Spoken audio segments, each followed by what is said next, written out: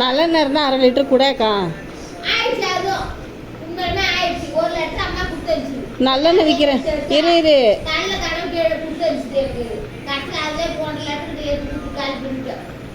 நல்லெண்ணெய் விற்கிற விலைக்கு நீ வந்து குழம்பு தாளிச்சுட்டு இருக்கிய.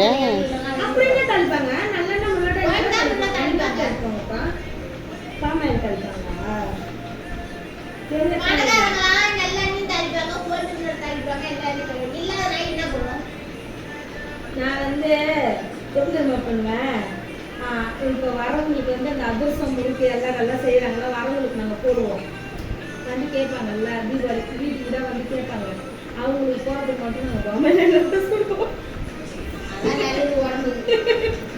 நாங்கள் பாமாயில் நல்லதா 5 லிட்டர் வாங்குவேன். உலகத்துல எதுதான் கலப்படம் வாங்கி எல்லாரும் முறுக்கு அதிரசம் மட்டும் செஞ்சு கொண்டாந்து எடுத்து வச்சுருவேன். தீபாவளி அன்னைக்கு வடை மீதி எண்ணெய் வந்து வடை சுட்டு வச்சுருவேன். வரவங்களுக்கு வடை இட்லி, ஒரு இட்லி எடுத்துக்கிடுவோம், ஒரு வடை எடுத்துக்கிடுவோம், ஒரு முறுக்கு, ஒரு அதிரசம், ஒரு எல்லடை எடுத்து போட்டுருவோம். 5 பொருள் நாங்கள் போட்டு தான் இருக்கோம். இன்னமும் போடுறாங்களாம். ஆனா அப்பத்திலாம் தீபாவளி வந்து சுட்டு மாலா இருக்கு. இப்போ 3 ஈடு ஊற்றுவேன். 3 ஈடு அதுக்கு என்ன சொல்றாங்க, பலகாரத்தை மட்டும் கூட இட்லி எல்லாம் வேணாம் அப்படின்னு. இப்ப எல்லாம் கிராக்கே கேட்டுருங்கப்பா, பலகாரம் மட்டும் முன்னாடி இருக்கிற அந்த நரி பட்டுல காலையில வருவா.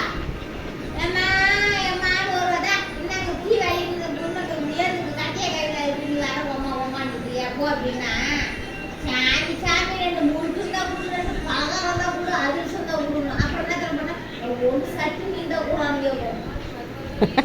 ஒரு இட்லியை போட்டு ஒரு வடையை போட்டு எதை போட்டு அடிச்சு போடணும்.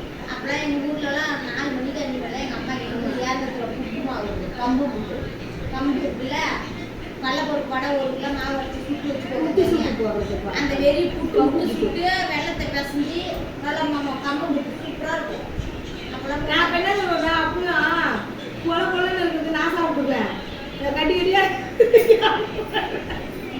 என்ன ஒரு நல்ல மனசு உனக்கு. எந்த அளவுக்கு வாங்கி சாப்பிடுவாங்கப்பா. அந்த அளவுக்கு என்ன பண்ற? சரி ஏன் விஜயக்கா, நான் தெரியாம கேட்குறேன், கையில் காசு இருந்தால் குடிக்கணும். அது என்ன ஒருத்தட்ட போய் வாங்கிட்டு வர சொல்லி எதை குடிக்கணும்? உன் நம்பரே தெரியாத, இல்லாட்டி நான் ஃபோன் பண்ணி கேட்பேனே.